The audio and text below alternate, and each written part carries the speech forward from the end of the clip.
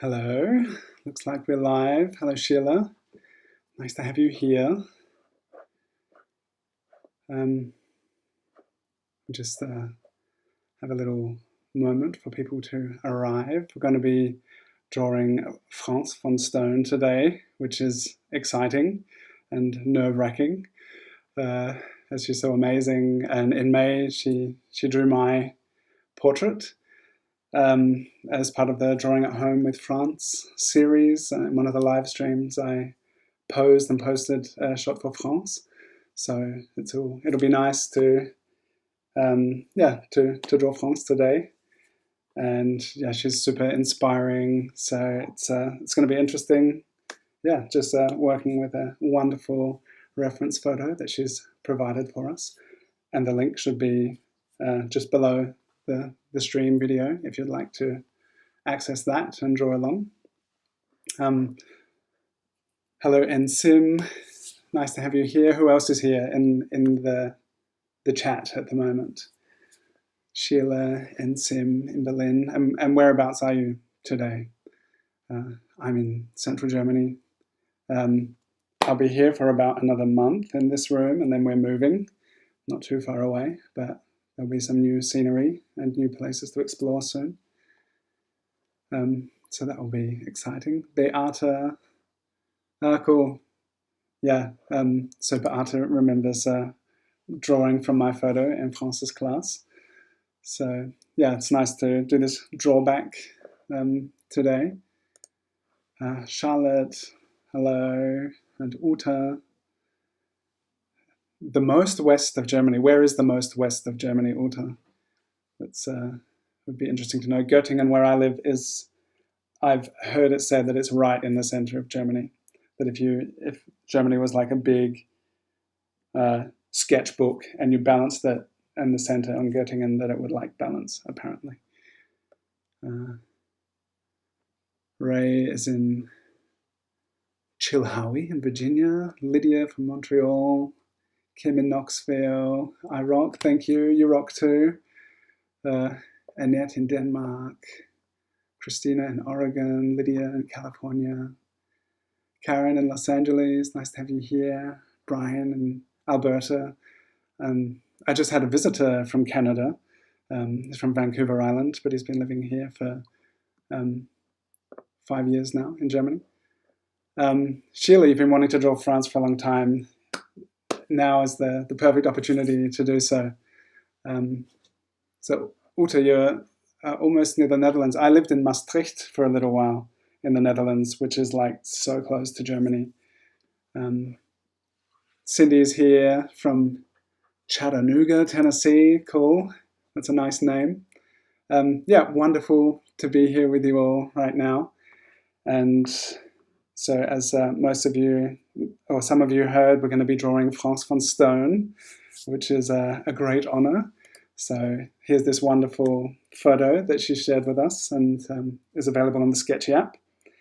And today I'll switch over to my other camera here. I have this lovely gerbera daisy here, and I have made some ink from these gerberas. So every week we have flowers on our dining table, which is like the centerpiece of where we eat and where we gather as a family. And we always have flowers there, and sometimes they're good for making ink as well. So I've got 2 different inks that I've made from these gerbera daisies. I'll be working with that today.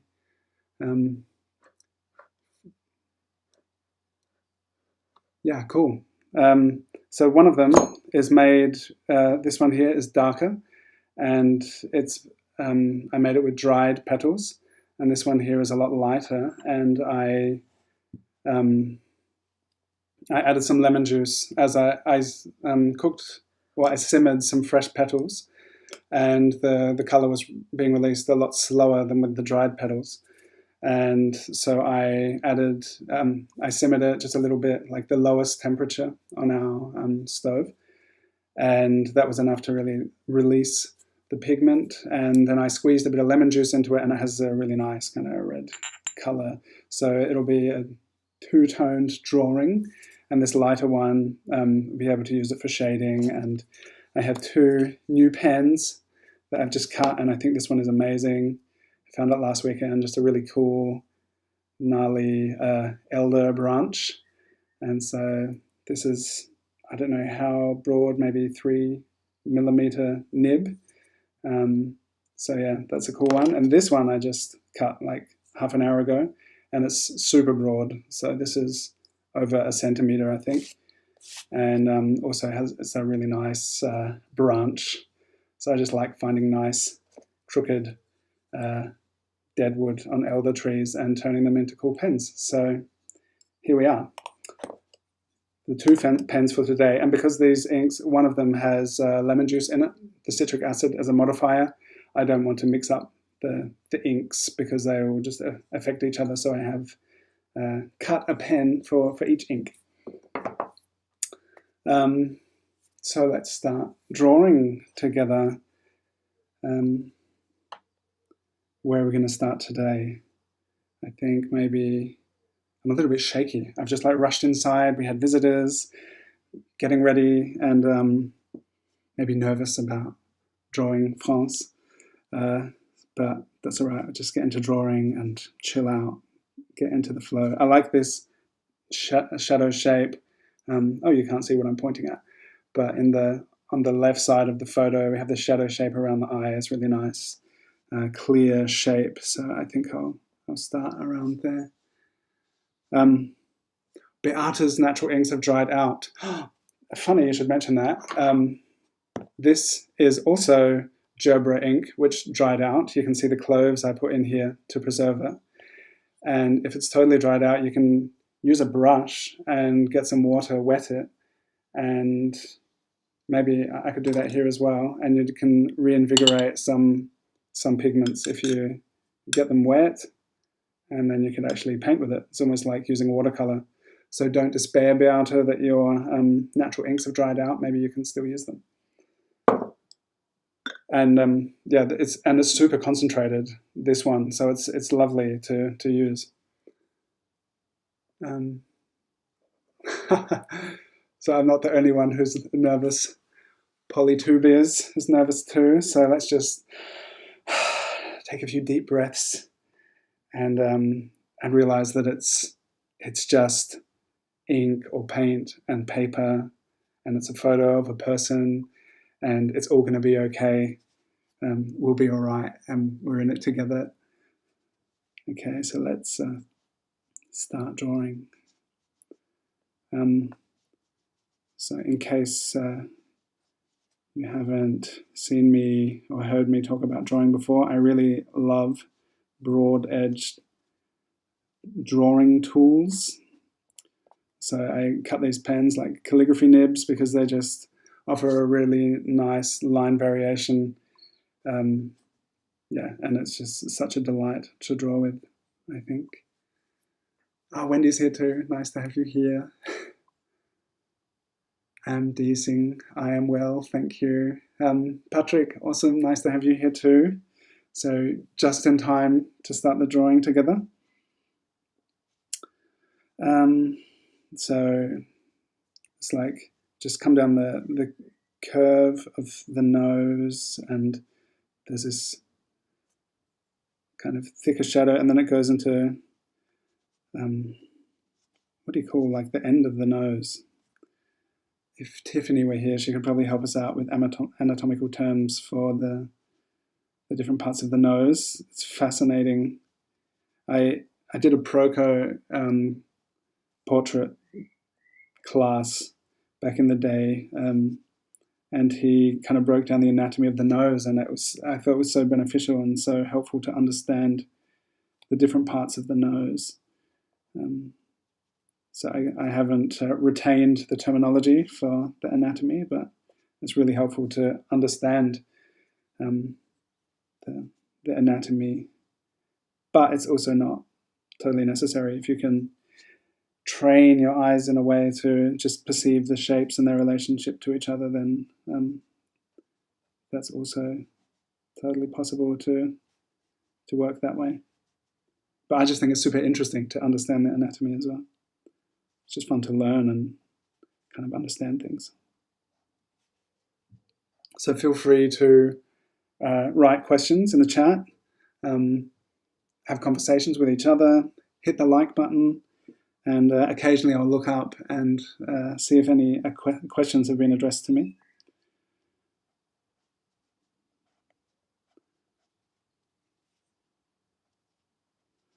So it's it's interesting doing this. I know I've often watched France doing her live streams, and she just like focus on the eyes and has these incredible, detailed, amazing eyes, or just a particular area that she focuses on. And I've noticed that like last week I did this one, and I would still like to polish it up a bit and add some more to it, but I kind of like jump into it and do a lot. So we'll see if see how France's presence as our reference maybe influences people here in the chat who have done drawing at home with France.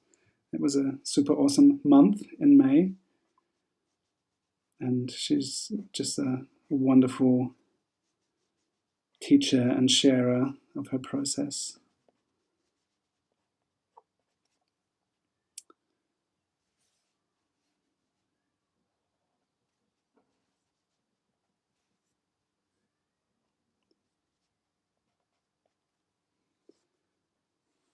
So started with the nose today. Not for my starting point, but it's going to be our orientation, that we kind of spread out and use the nose as a point of comparison. How broad is the nose compared to the eyes? And it's I've maybe made it a bit short. I might be able to kind of push that up a bit.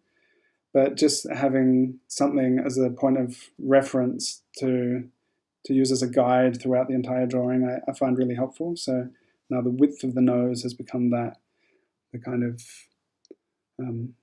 that measurement that we'll be able to use to compare things. And doing that, I've already noticed that this here is maybe a bit short. So it's helpful to have something to measure from. Hi, Rick. Nice to have you here. Jonathan is super nervous too.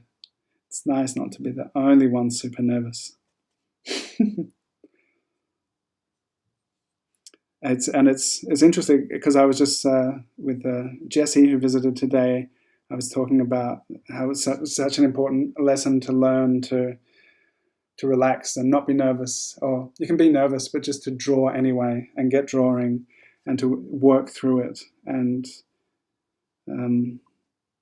if you don't like it, then you can just start again. Because it was just a super important lesson to learn. And I went to the illustration masterclass twice, which I learned so much. I kind of chose to do that instead of going back to university and studying. And Scott Fisher was one of the teachers and artists there, and he just observed me being totally paralyzed and afraid of painting. And he came and took my brush and he was like, "Oh, do you mind if I paint a bit on your painting?" I was like, "Please do, go for it." And he was just so fearless, and just was like, "Oh, you could do this, just start painting, and if you don't like it, start again." And I think, letting go of that kind of inhibiting fear is a very important lesson to learn. And it can come back at times, but the more you can kind of let go and be free with your drawing process, then the more you learn, and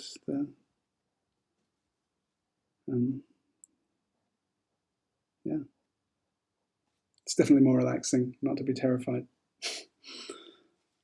But it's an important lesson to learn. Steph is here. Awesome. Nice to have you here, Steph. So Steph comes to our Tuesday night drawing sessions. So we've often drawn each other, which is a lot of fun. So it's nice to have you here today. So working on a 1 hour drawing instead of 30 seconds or 6 minutes like we do on Tuesdays.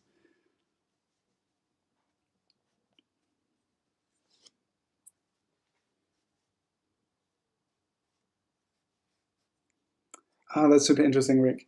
So for those who don't know, Rick has just so many amazing reference photos that he shares on Sketchy. So yeah, it's an interesting comment. Watching your draw is no good, and you take great pictures. Yeah, Rick just has so many amazing reference photos. Also on Instagram. If you want to put your Instagram in the chat, and people can check out your incredible inspiration photos. It's such a wonderful, giving muse. It's very nice to have you here in the crowd.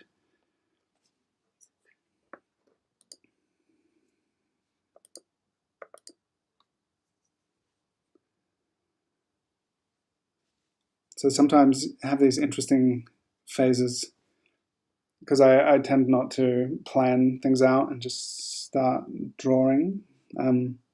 Last week we started with the outline of the head first, which was interesting. But just to get into it and watch it, how it all comes together, can sometimes, be really interesting. It's like, is this gonna, is this all gonna work out once we have more down? Like these eyebrow hairs here in the wrong place, but oh well, just gonna have to deal with it. Might be able to lift it with a bit of water. But it's ink, so maybe we just fill it with shadow and it will be okay.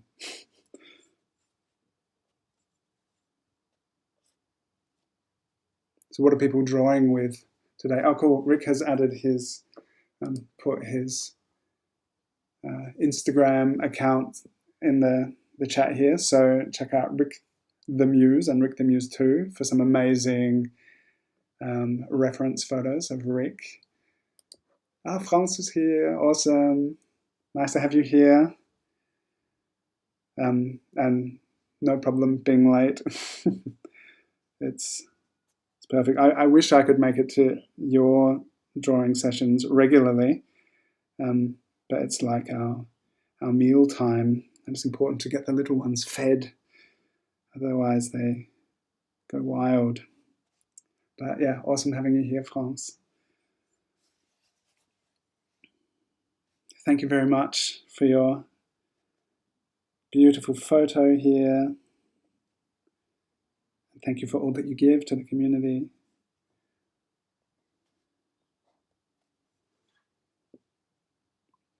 So what are people drawing with right now? If you're drawing along, what's your medium for today? Anyone using homemade ink? Wendy, yes, excellent. Wendy has using her homemade inks. Beetroot, berry ink, and avocado ink, super cool. So I put this shadow line in here. At the moment, it looks like terrifyingly dark, but maybe if we push it around, might be able to spread it out a bit. And once some of the other areas darken up a bit, it's probably not going to be so intense, but just in case, I'll lift a little bit with the paper towel here. This is cool. This little branch on the edge of the pen like doubles as a hook for hanging it from the edge of the ink pot. That's nice.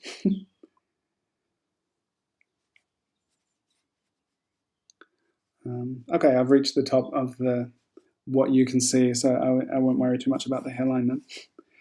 Okay, so this is always super cool, interesting, important point when you're finding where do I put the next eye. We've got a bit of perspective, so it's not at the same level as this corner of the eye, but it is, the corner of the eye is almost lined up with the edge of the nostril. So if you use that coming up here and then realize, okay, it's not at the same height, a little bit higher, then you can just kind of set a point as a guide, maybe over a little bit further. And things, yeah, using that as an orientation to find the place is really super helpful, I find.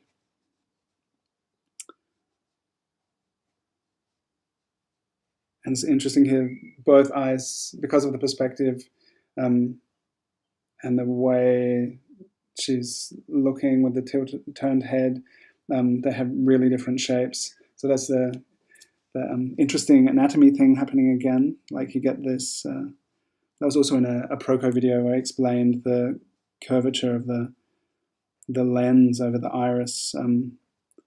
Basically creates three planes because you've got this distortion over the lens of the eye. And here's a really different shape here. So that's interesting to observe.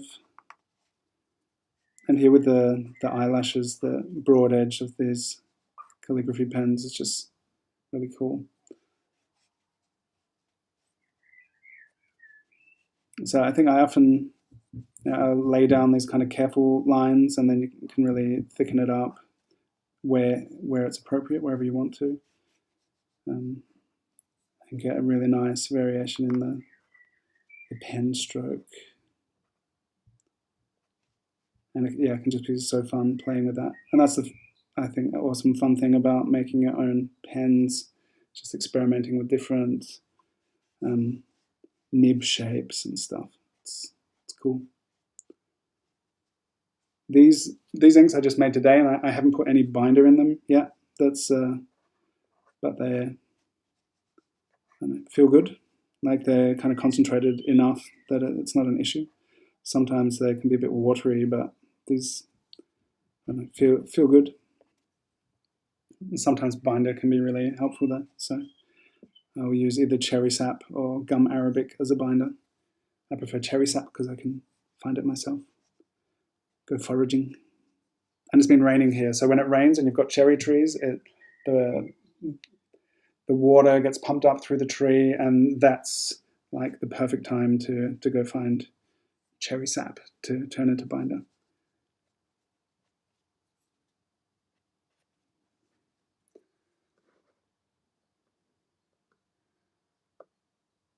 Stefan is here as well.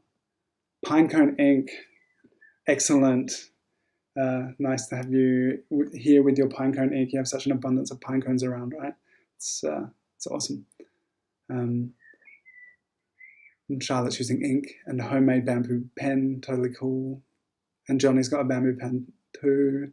Ballpoint pen, awesome. Polytubias. And Stefan's got a homemade pen and calligraphy ink. Yeah, perfect. Okay. Yeah, so if you had difficult making poppy petal ink, that's if they're fresh, I'd say like if you can get like a handful of petals, then you can get quite a decent amount. I don't count them exactly, but I have a lot of dried poppy petals, so yeah, a good handful of petals will be sufficient to get a good amount of ink with the poppy petals. And that varies from flower to flower. Beata's way ahead of me and struggling with the hand. Oh, that's cool to know that the meaning of Dylan in Kurdish is wedding. That's nice. Hello, Mary. Cool. Dylan in Welsh, is it spelt the same in Kurdish? Dylan is a Welsh sea god, I have been led to believe. And my father was a surf lifesaver and sailor and had an affinity for the ocean. So I was named after this Welsh sea god.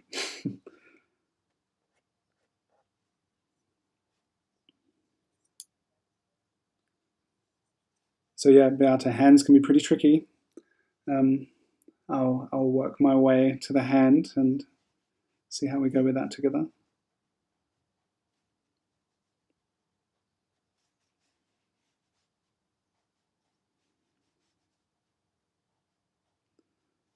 Oops, that was a bit more ink than I wanted.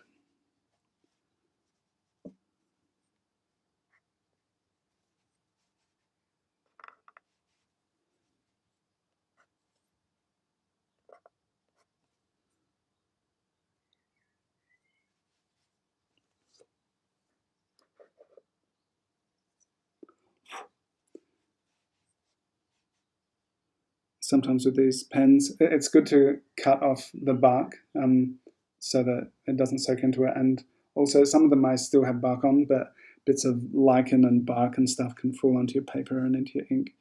So sometimes it's good to avoid that. I'm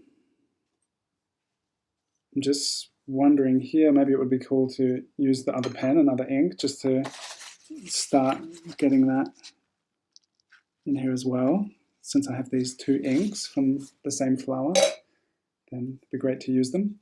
And this is really broad. So as I made this, like 1 centimeter wide, I was thinking, okay, this is going to be really cool for putting in some kind of shading and stuff. So it's a much lighter, it's kind of pink. We'll see how it dries. I haven't tried it out on this paper yet. Well, this is a really heavyweight cold press watercolor paper, by the way, for those interested in the paper, from Hahnemühle, the Aquarelle Anniversary Edition.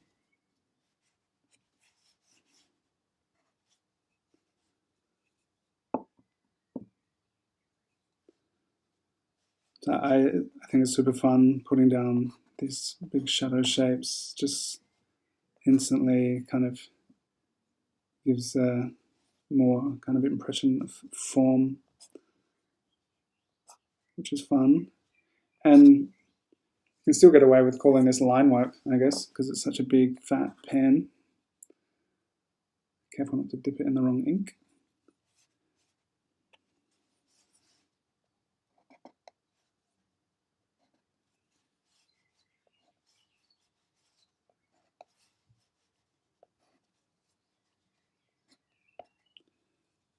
And yeah, sometimes it's really interesting to work with oversized tools.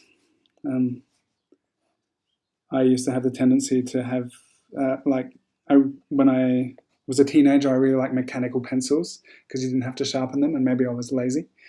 But they were always sharp, super on point, but no line variation. You can still do amazing drawings with mechanical pencils, of course, but you have to like build up your line quality rather than just laying it down. And so it's been, yeah, it's a really interesting experiment if you're used to really fine points to work with something big, and how can you convey your lines and shapes with a totally different tool. And sometimes it's just totally helpful and rewarding to mix things up a bit. And once I started using these broad edge pens, I was just like, wow, these are amazing. And yeah, just the line variation just kind of, I felt like there's so much kind of life that just came from the way you pull the pen, and it's just super fun to experiment with. Now it's getting dry and got kind of, because of the edge, the wooden edge here, there's kind of interesting texture. So you can almost do like a dry brushing with it as well.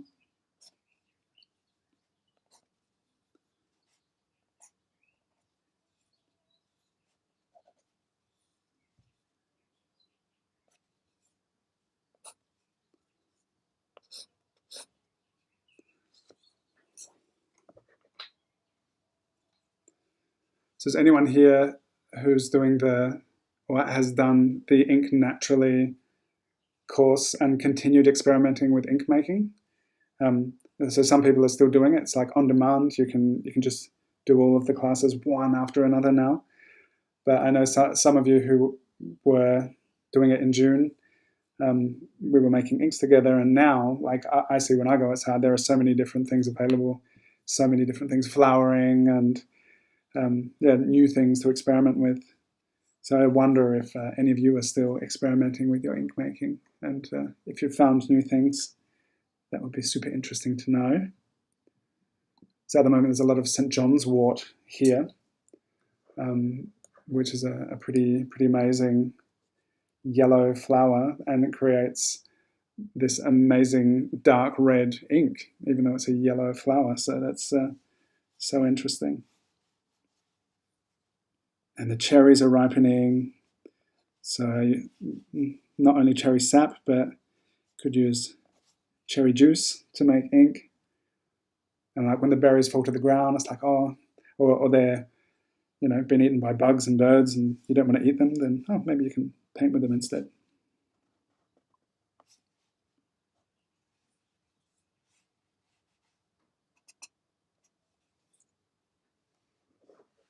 So Johnny, yes. What else have you been experimenting with? Habibi is here. Awesome. Strawberry ink for today. Ah, cool. I can't wait to see what you've made and what kind of color. Strawberry ink. I've often wondered about strawberry ink, but I just always end up eating them. And Kim's still doing ink naturally. Awesome. So yeah, I've June was such like an explosive time, making so much and sharing so much, and so now I'm still experimenting with things and making things, and keeping my eyes peeled, watching things ripen that I know are going to be ready soon. I know there's a really amazing rose hips, which are really like they're almost black, super dark red rose hips, and I'm waiting for them to ripen. So they have such a lovely, warm, dark red color, and that's such a nice part of making your own art supplies and getting to know your surroundings. That once you get to know something like from last year or previous years, and you can just wait for that season to come around again, and oh yeah, in autumn and fall, I'm going to have that to work with, and can really make like seasonal art. It's just so nice. So here I've come back to my darker ink again.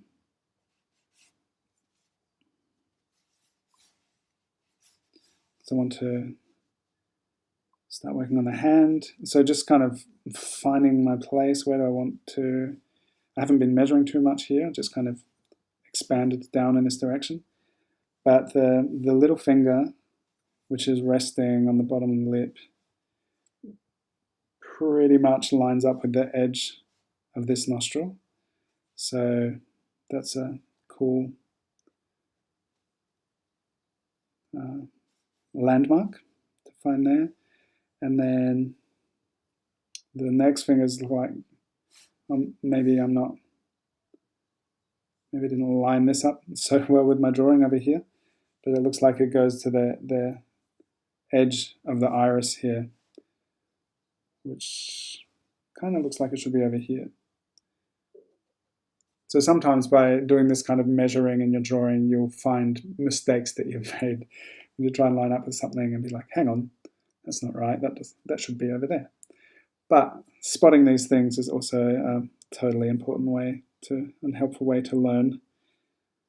And next time in your drawing, you can maybe avoid, if you feel like it, try and make different marks and pay certain attention to certain areas. It can also be totally fun just to not measure at all and just go wild and draw. But if you're hoping for a likeness, I find that way of measuring things up can be super, super helpful.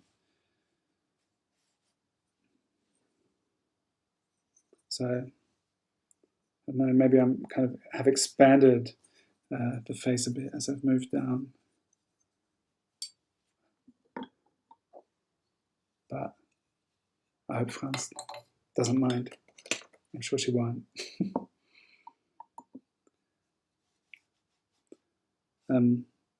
It's interesting here, the bottom lip and the shadow underneath it are kind of similar kind of intensity of value.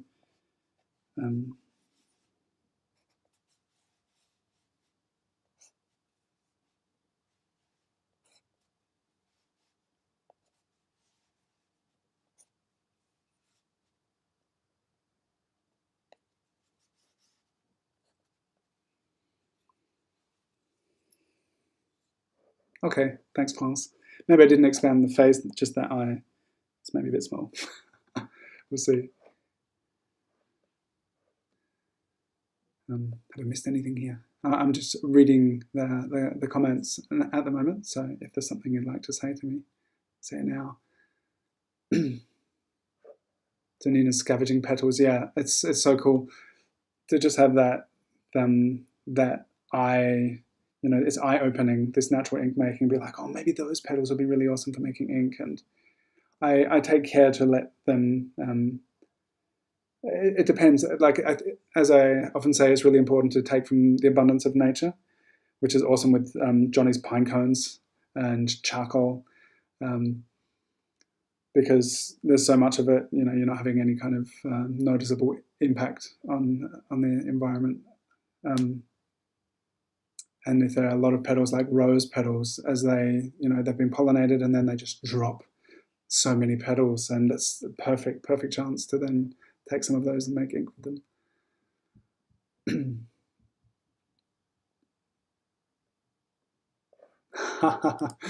Did I ever pour ink on a picture by accident? Yes.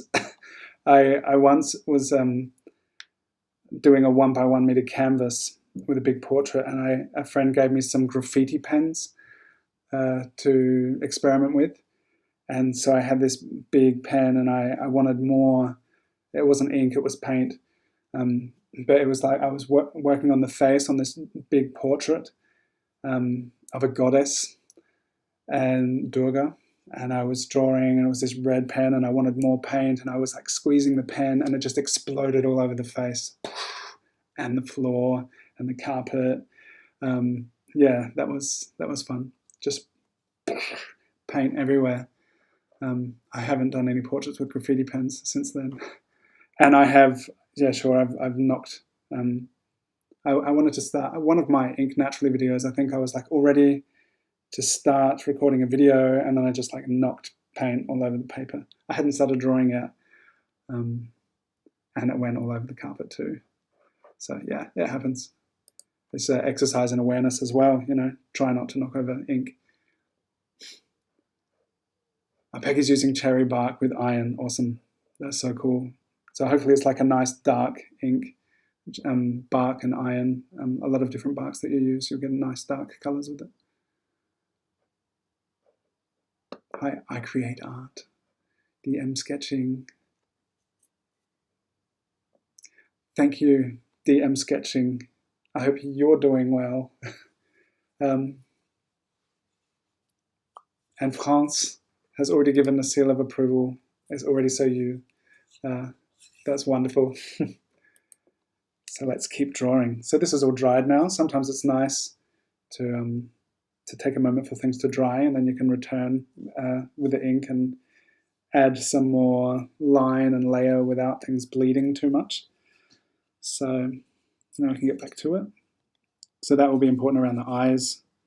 I like to intensify the darkness around the eyes, and you can get a really nice contrast then. But it's just important to take care that it's not too wet. Saying that, I just think here I should have maybe put a bit, the white of the eye is totally dark here, so I'm gonna eliminate the highlight here, which doesn't exist. Now it's gonna dry darker. At the moment it kind of looks like a bloodshot eye with this ink.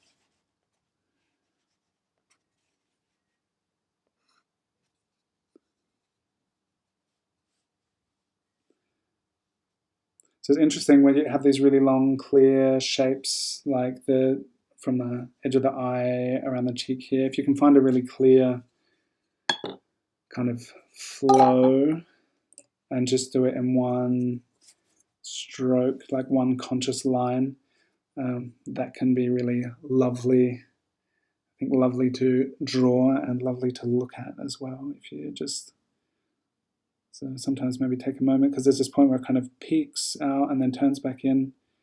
And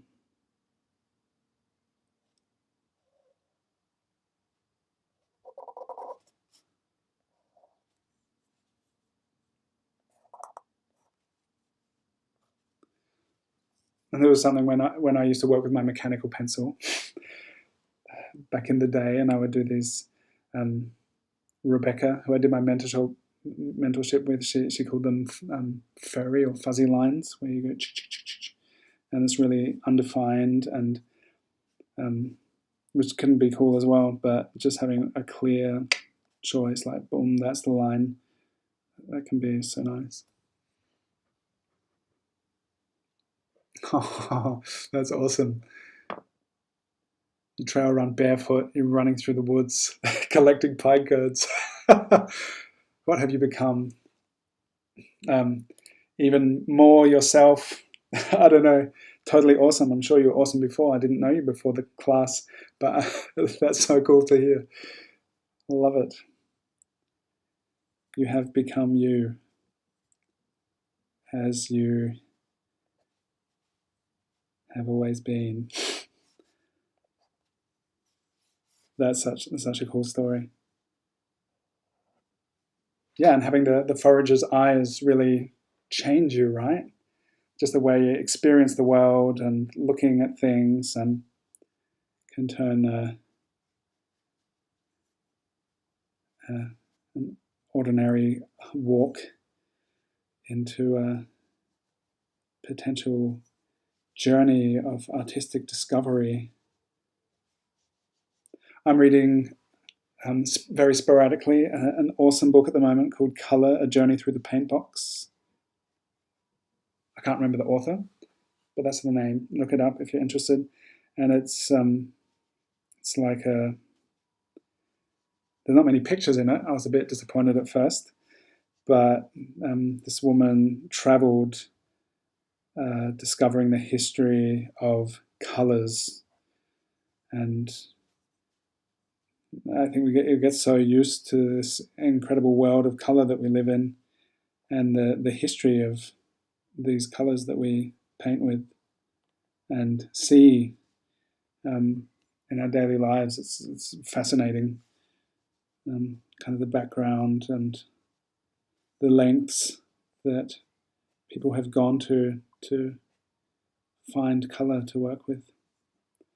And it's now cool in my or our daily life, if you're doing it too.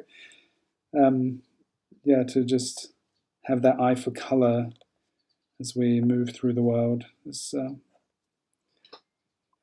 For me, it adds this extra layer of enjoyment and fascination in life to think, oh, maybe I can make ink with that and do some cool portraits with it. Okay, Beata, you were having hand issues earlier on, and I haven't really been talking about it. But here, there's such a cool negative shape in the little finger here, and the way the finger's folding. This negative shape is so cool. And then the negative shape behind that finger is also super nice. It gives such a nice definition to the second finger. And using those negative shapes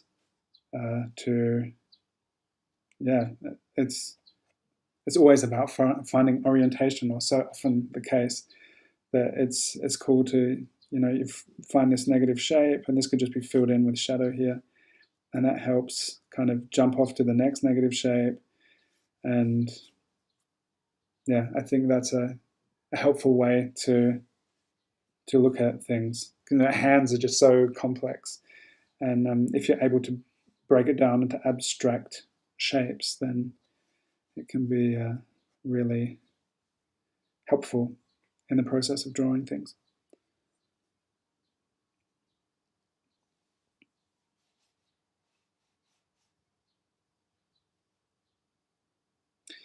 And this is interesting, looking at the point where there's this like wedge, this little kind of triangle where the chin is resting on the hand, and it lines up about here with the mouth, corner of the mouth. It's not like totally at the edge.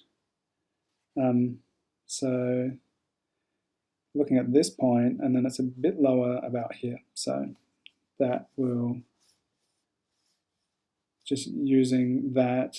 So that was lined up with here from the reference photo, and that point of the hand lining up with the corner of the mouth. can make that a bit darker.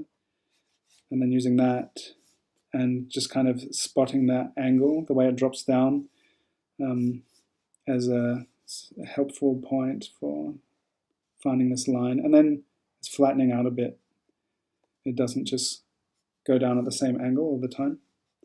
So just notice that little kind of difference there. And it's kind of flat and then goes back up.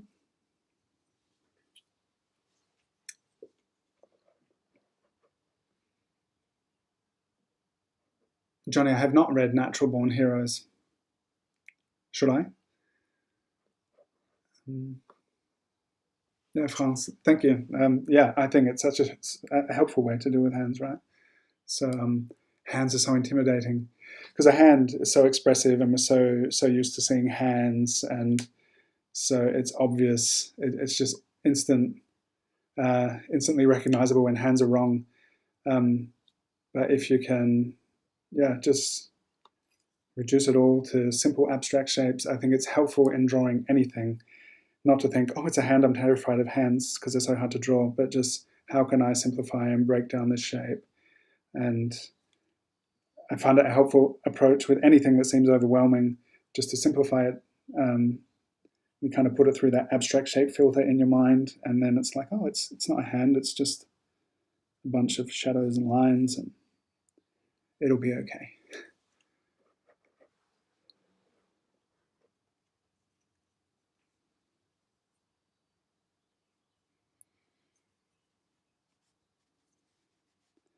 And we have such a perfect contrast here with this super dark background, and then the light of the fingers. And so just totally just looking at the negative shape here to find my way with the outside edge. And at the outside edges, like here, I've been really careful with this, but the outside edge is often, you can be super bold, and just put in some nice bold lines in the outside edge. You can do that on the inside as well, but it's just like, it's a cool place to thicken up your lines. We'll do that here as well, because you can always come back and add some variation in thickness, but if you can just lay it down with the first line, it's also very rewarding. Whoops, I've just smeared some ink. That happens. Maybe you can make that part of the thing here, some smeared shadow.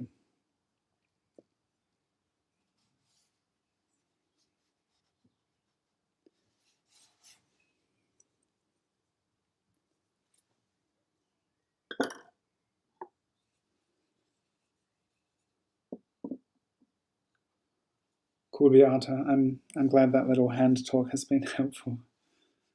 So I've gone for my second pen here, with its nice big thick edge and these kind of lighter, redder color of ink. So for those of you who have joined late, both of these inks are made from the Gerbera daisy, which I have here. Not from this particular one, of course, but from a bouquet of Gerbera daisies.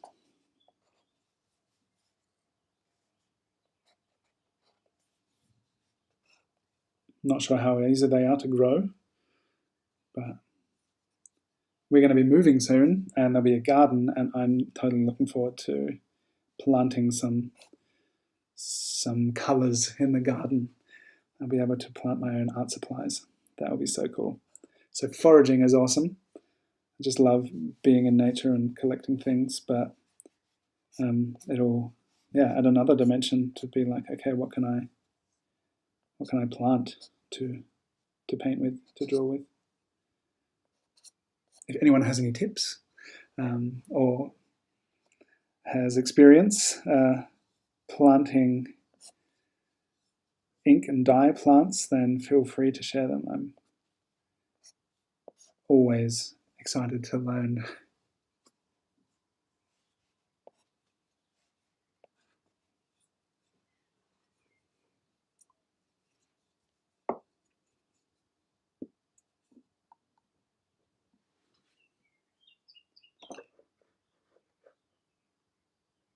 Yes, Victoria Finlay. That's the book I was talking about. Um, yeah, it's so good. So anyone who's got time to read and is curious about the history of color, um, it's so cool. I just like in the rare moments when only one kid's awake, or yeah, I think it was yesterday morning. Most people were asleep in the house. Um, and just open the book to a page, a random page, and read a couple pages about some color. It's fascinating. It's so cool.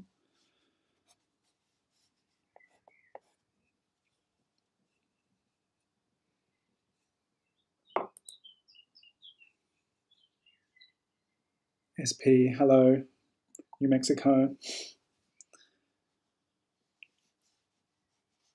So here's kind of an interesting point again. Okay, where to put this jawline? I feel like maybe this has uh, kind of stretched out a bit here, the chin, but it's an interesting perspective anyway. It's kind of expanding in that direction. Just here, just because, why not? I felt like this was too dark in here, and this is also light, so maybe I can just whack down some more of these to.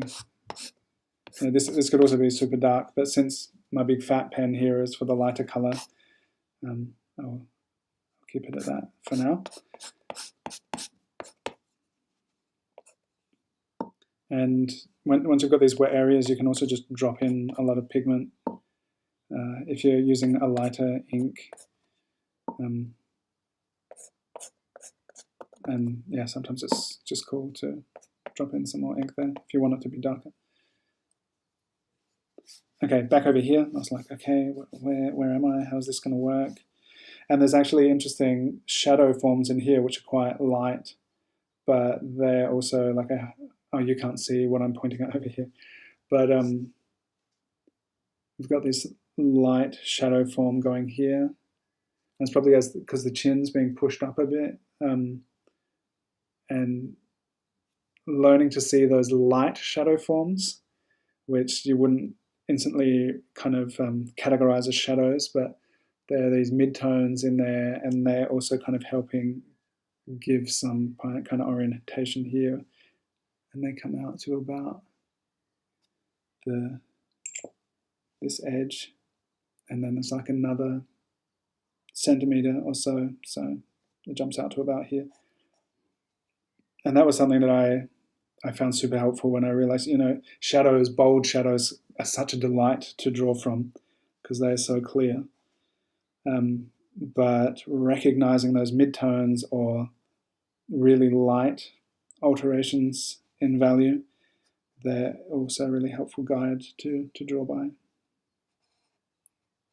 So black and white, it's like super simplified. And here's this, range of midtones, and recognizing those midtones as abstract shapes is another really helpful thing.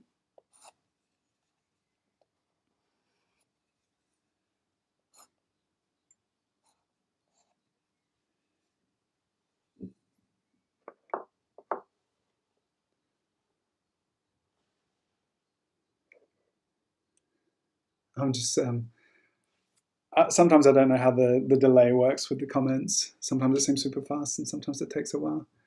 But yeah, France, I'm glad you like the idea of planting my own art supplies. I'm so excited by it. It's going to be awesome. Dasha, isn't it a great reference photo? So yeah, the ink. So just in case anyone else missed it, is from Gerbera. So this is a Gerbera daisy, and I have two inks here. This one has lemon juice. The citric acid is a modifier which makes it a bit more pink and bright. And this one I made from dried petals, just with water. There's no binder in these ones. That's what I'm working with today. So this one's really nice and dark, and I like using the dark one for the contours. It's actually quite a bit darker than it looks on the screen, but that's okay. Thank you for your encouragement, Polly Two Beers.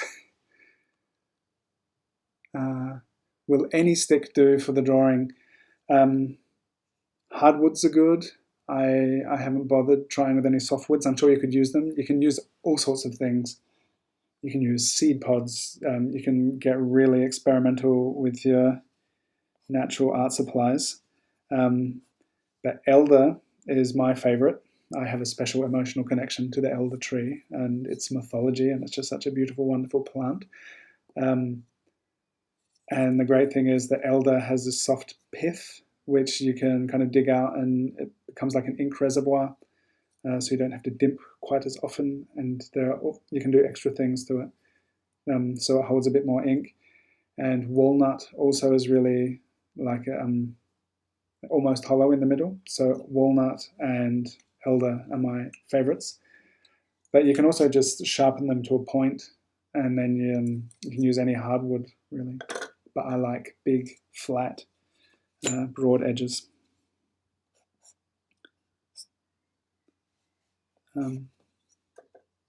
And careful not to use anything poisonous, like a yew tree. Yew is poisonous. Some woods are poisonous, and I would just prefer to avoid using them. I don't chew on my pencils or pens, but some people do. Tugas, thank you. Freehand handling of things. It's all about doing it a lot. And I'm not sure if you were here in the beginning talking about nervousness and fear. It's just helpful to get into it. And for those who are still here from the beginning, my nervousness totally evaporated. So it's good just to get into the drawing, and be present with drawing rather than with nervousness and fear. But I have my off days as well. I know last night I tried to draw my daughter, and maybe it's something about drawing those who are close to us and loved ones. I don't know. I often find it much harder. And last night I was trying to draw a portrait of my 1.5-year-old as a gift for her babysitter, and I just drew her 3 times, and each time I'm just like, it's cute, but it doesn't look like her. It's just, I don't know. Sometimes you just have to go to bed.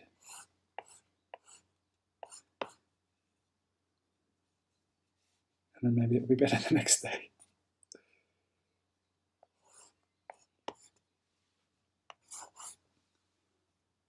Oh, it's almost 8 over here. So this, there's a bit more kind of shadow side on the hands here. And yeah, got this dry brush thing going on with this fat stick pen.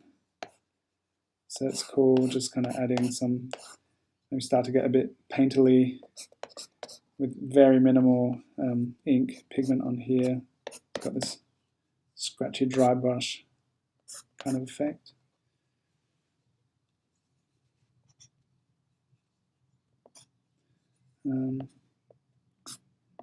What else would be interesting to add? Maybe the eyes are dry now, and in the last minute, we can go a bit longer, but intensifying the darkness of the eyes would be a cool thing to do now.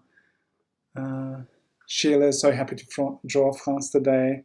Who else is happy drawing France? It's so nice after so much drawing with France to actually draw you, France. So thank you very much. Johnny is more nervous now. Oh well, just keep going. Do I ever have any fear of white canvas and paper? Not so much. I don't know. I think I've had some nice heard some nice things along the way. Rebecca, who I did my mentorship with years ago, I think it was a Picasso quote that said that inspiration finds you while you're working. So I've just a thing of getting down and start drawing, and sometimes you don't know where the drawing is going to take you, but just start doing it, and then the paper won't be white for long.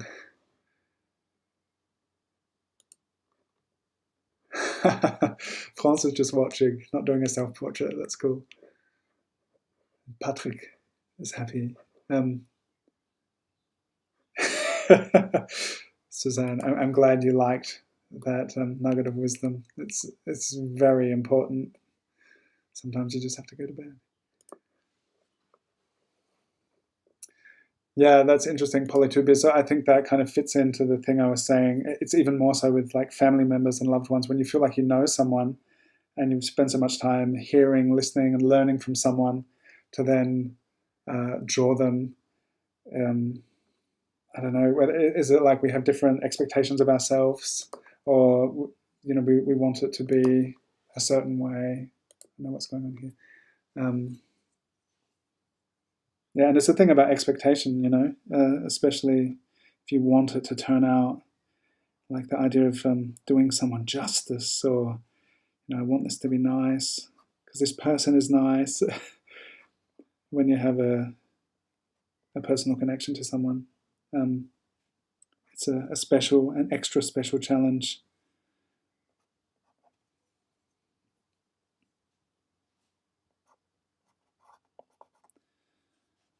So I started with like some line work, line drawing, and now I'm just going to return to some of those things that were lost and just kind of add some definition to those areas.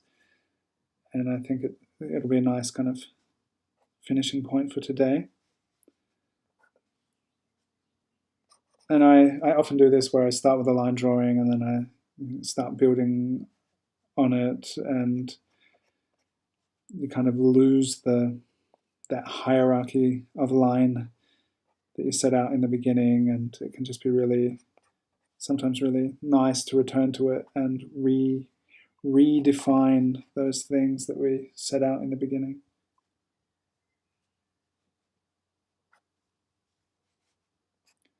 As you return to different areas, then you maybe see it a bit differently and realize, oh, that should have been a bit closer to there, that should have been there, but oh well, it's our decisions have been made.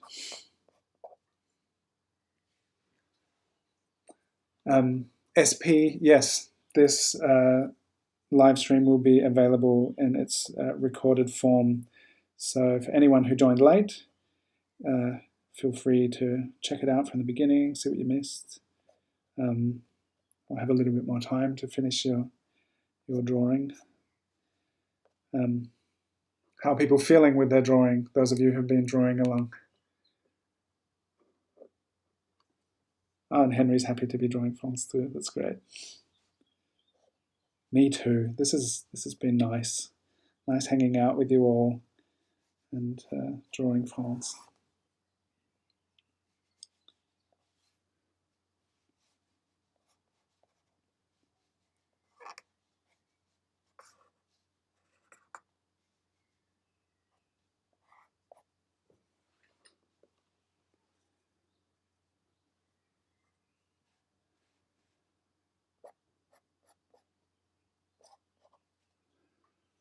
France, do you have a favorite plant? Are you much into plants? So I was thinking maybe that would be a cool thing in future to ask people what their favorite plants are and then do portraits of them with their favorite plants. It's I think a fun idea.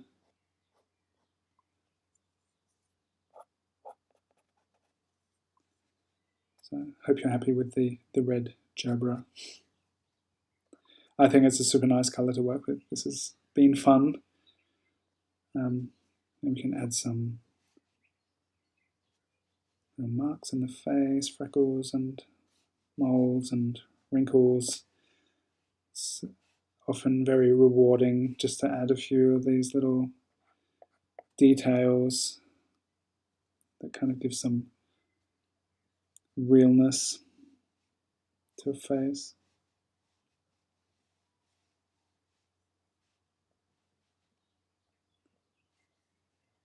And even if it's not like spot on with freckles and stuff, and wrinkles, it's kind of, I like the idea of implied detail.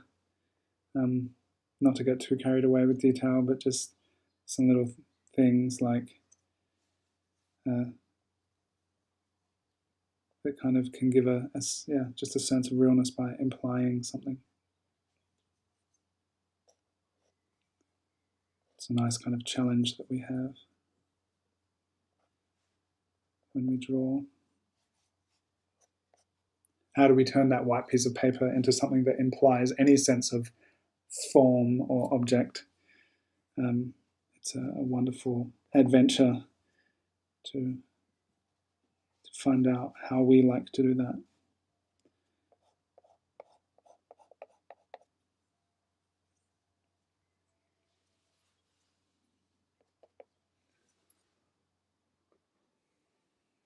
Okay, I think France knows nothing about plants.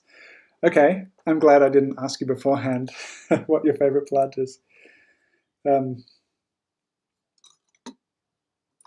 Cool. What's your favorite car?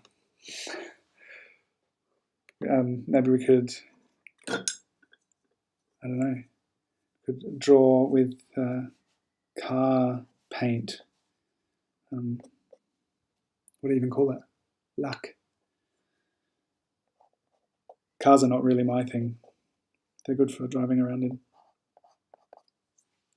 But I do appreciate good design. Yeah, so I think for today, I added this little bit of shadow. I thought it needs a bit more darkness here because it's so dark in the photo, but it's kind of changed the balance of the entire thing.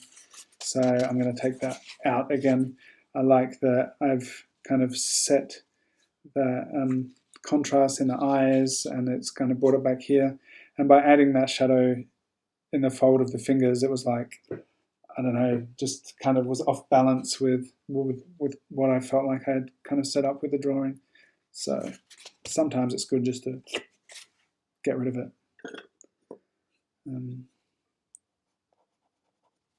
So could keep doing this for hours, but I guess for today, this is it. Cars. Yeah, France, we'll have to do another live stream drawing cars. That could be fun. I'd be up for drawing cars. I have to draw cars all the time for my kids.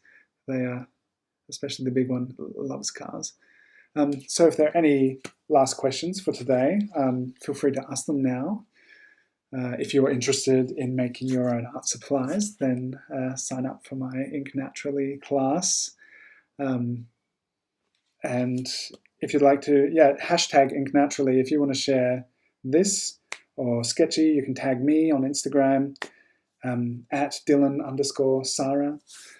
And I'd love to see what you've done and get in touch, write a message. I just love the sense of community and drawing together. It's such a special thing that we have here, and this is such a cool way to do it. And if you would like to come and draw with me and friends on Tuesday, then check out that on Instagram. I always have the link. And on Tuesday, we spend 2 hours drawing each other, and it's super fun and awesome practice. So come along and draw with us.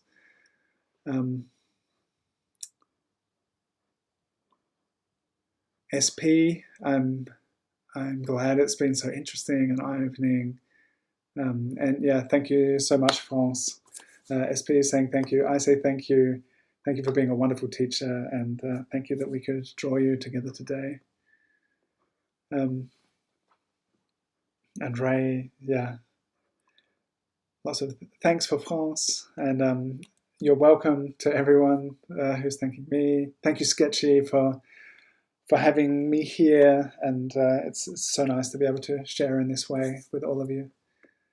Thank you, Nina.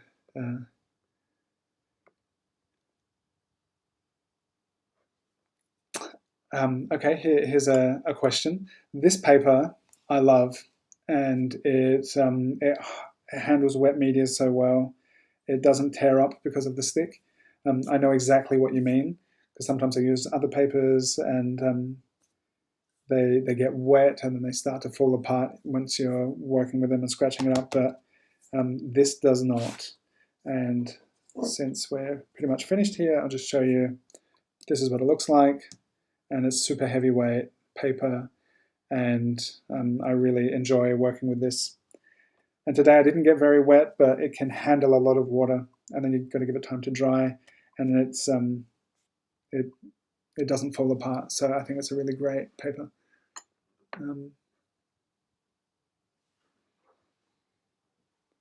Yeah, so Sketchy says the link, the amazing inky link is under the video, so check that out. Just checking for questions. Lots of your welcomes to everyone who said thank you. Cool. The link for Tuesday is, hopefully you're on Instagram. If you have some other way to write to me and you're not on Instagram, Sketchy, the Sketchy Art School, Facebook, if you find me there. I'm more active on Instagram, but feel free to write to me. Anyone can write and say hello.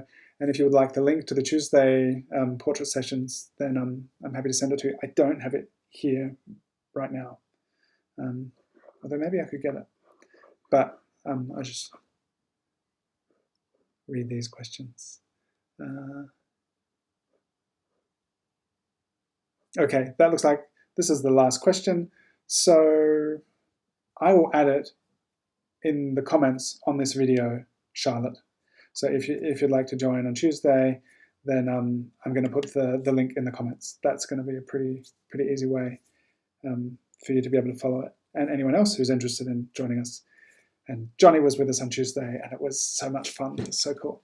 So thank you all. Have fun drawing and living, and be kind, and get into nature, and yeah, just have a wonderful time, and look forward to catching you all online and seeing you next week, seeing you Tuesday, wherever. So yeah, thank you all so much, and take care.